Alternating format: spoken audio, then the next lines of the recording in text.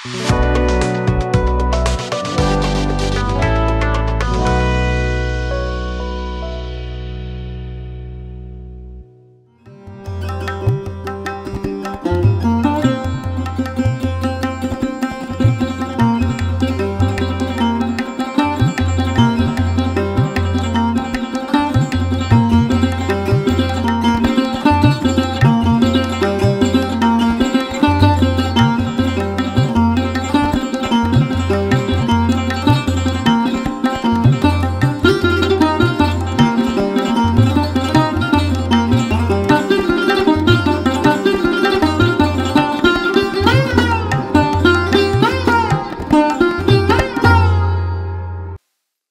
जीशु ख्रीष्ट अति बहुमूल्य नाम प्रभु दास भाव में संपर्क इंडिया द्वारा प्रस्तुत कार्यक्रम नुआ सकाल आशार आज अध्याय मुझे स्वागत जनाए।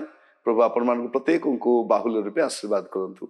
आज जो प्रसंग में प्रभु का वाक्य ध्यान करवा प्रसंग शीर्षक हूँ हुए तो बंचीजे, हुए तो बंचीजे, हुए तो रक्षा पाइबे, हुए तो वर्तीजे। गोटे घटना मुझे कहवाई चाहे। आज आम धन संपत्ति को बहुत बड़ मन करुचु। टंका पैसा आम बहुत, व्यवसाय आम बहुत, सुना गहना आम बहुत मूल्यवान। किंतु सिफोनियो पुस्तक लिखा जाऊँगी तार 1 पर्व 18 पदरे पुणी सदाप्रभु को क्रोधर दिन में से रूपा कि सुना से उद्धार कर पारिबो नाही, मात्र ताहांकर अंतर्जला रूप अग्नि रे समुदाय देश ग्रासित हब, कारण से देश निवासी समस्त को निशेष करेंगे। हाँ, भयानक निशेष करेंगे। यहाँ में देखू कौन लिखा जाऊँगी जे प्रभुंकर क्रोधर दिन में आमर टंका पैसा आमर धनरत्न आमको रक्षा कर पारिबो नाही। गोटे दिन आसूँ आज कम आसूँ।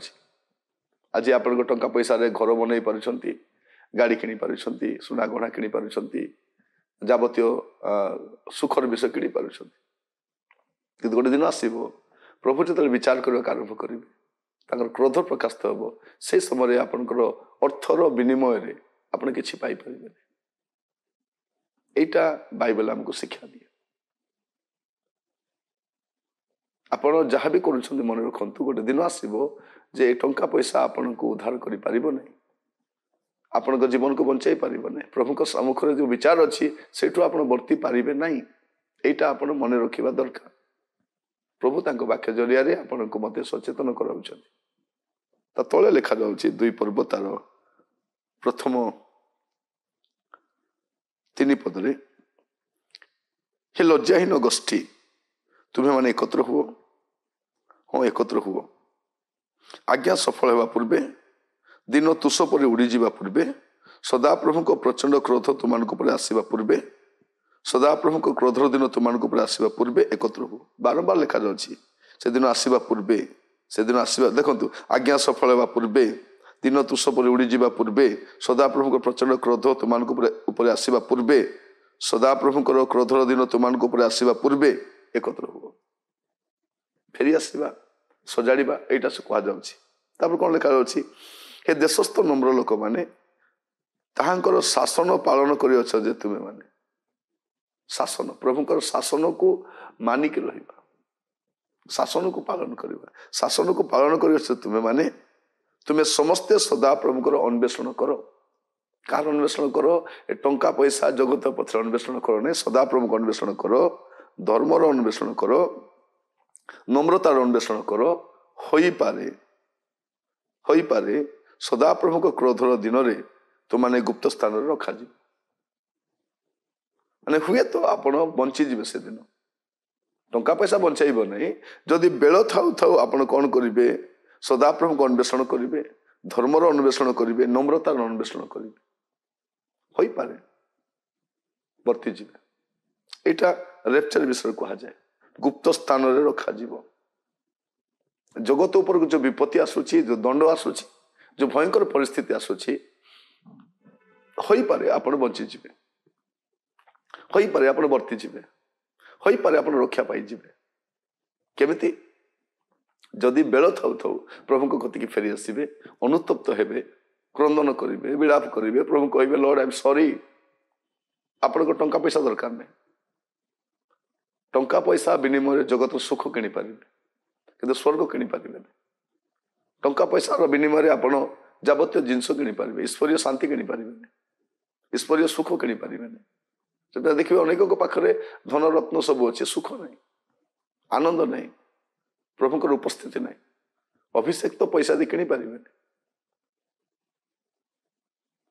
ଐଶ୍ୱର୍ଯ୍ୟ ସୁସ୍ଥତା ପଇସା ଦେଇ କିଣିପାରିବେନି। ଆମେ ଭାବୁଛୁ କ'ଣ ଆମେ ପଇସା ଦେଇ ପ୍ରାର୍ଥନା କରିବା ଦ୍ୱାରା ପ୍ରଭୁ ସୁସ୍ଥ କରୁଛନ୍ତି? ନାହିଁ, ପଇସାଟା ପ୍ରଭୁ ନେଉନାହାନ୍ତି, ପ୍ରଚାରକ ନେଉଛନ୍ତି। ପ୍ରଭୁ ସୁସ୍ଥ କରିବା ପାଇଁ ପଇସା ନିଅନ୍ତିନି, ସେ ତ ଦୟାମୟ ପରମେଶ୍ୱର, ଦୟା କରୁଛନ୍ତି। ଆପଣ ଭାବନ୍ତୁ ନାହିଁ ଯେ ମୁଁ ପଇସା ଦେବା ଦ୍ୱାରା ପ୍ରଭୁ ମୋତେ ଦୟା କରୁଛନ୍ତି। ଆପଣ କେତେ ଦେଇ ପ୍ରଭୁଙ୍କର ଦୟା ପାଇପାରିବେ, ଫେଭର ପାଇପାରିବେ, ଏଇଟା ଆପଣ ଭାବନ୍ତୁ ନାହିଁ।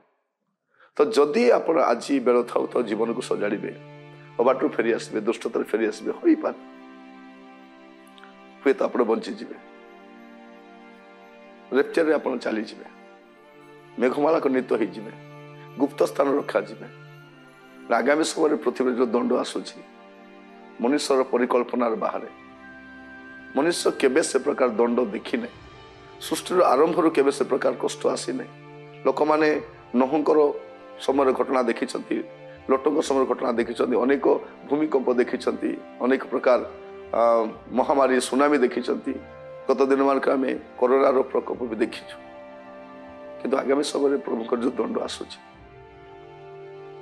ସେ ଦଣ୍ଡ ଆପଣଙ୍କର ଚିନ୍ତାର ବାହାରେ। ଯଦି ଆଜି ଆପଣ ପ୍ରଭୁଙ୍କ କତିକି ଫେରି ଆସିବେ, ହୋଇପାରେ ଆପଣ ବଞ୍ଚିଯିବେ। ବେଳ ଥାଉ ଥାଉ ଆପଣ ଜୀବନକୁ ସଜାଡ଼ିବା, ପ୍ରଭୁଙ୍କ କତିକି ଫେରି ଆସିବା, ତାଙ୍କୁ କହିବା ପ୍ରଭୁ ମୋତେ ଦୟା କର। ପ୍ରଭୁ ନିଶ୍ଚୟ ଆପଣଙ୍କୁ ଦୟା କର। ଆସନ୍ତୁ ଚକ୍ଷୁ ବନ୍ଦ କରିବା, ପ୍ରାର୍ଥନା କରିବା। ଅନୁଗ୍ରହକାରୀ ପିତା ପରମେଶ୍ୱର, ଆମେ ଆପଣଙ୍କ କତିକି ଆସୁଛୁ। ଆମମାନଙ୍କର ଜୀବନର ଦୋଷ ଦୁର୍ବଳତା ଆପଣଙ୍କୁ ଜଣାଉଛୁ, ଦୟାକରି କ୍ଷମା କର। ପ୍ରଭୁ ବେଳ ଥାଉ ଥାଉ ଜୀବନ ସଜାଡ଼ିବା ପାଇଁ ଅନୁଗ୍ରହ କର, ଫେରି ଆସିବା ପାଇଁ, ବାହୁଡ଼ି ଆସିବା ପାଇଁ ଅନୁଗ୍ରହ କର, ଦୟା କର। ହୋଇପାରେ ପ୍ରଭୁ ବଞ୍ଚିଯିବା। ଶକ୍ତଗ୍ରୀବ ନ ହୋଇ ଆପଣ କଥା ହେବା ସମୟରେ ଜୀବନ ସଜାଡ଼ିବା ପାଇଁ ସାହାଯ୍ୟ କର। ନମ୍ରତାର ଅନ୍ୱେଷଣ କରିବା ପାଇଁ, ଆପଣଙ୍କର ଅନ୍ୱେଷଣ କରିବା ପାଇଁ ସାହାଯ୍ୟ କର। ପ୍ରାର୍ଥନା ଶୁଣିଲ, ଧନ୍ୟବାଦ। ଯୀଶୁଙ୍କ ପ୍ରିୟ ନାମରେ ମାଗିଲି, ଆମେନ୍। ପ୍ରଭୁ ପ୍ରତ୍ୟେକଙ୍କୁ ବାହୁଲ୍ୟରେ ଆଶୀର୍ବାଦ କରନ୍ତୁ। ନମସ୍କାର।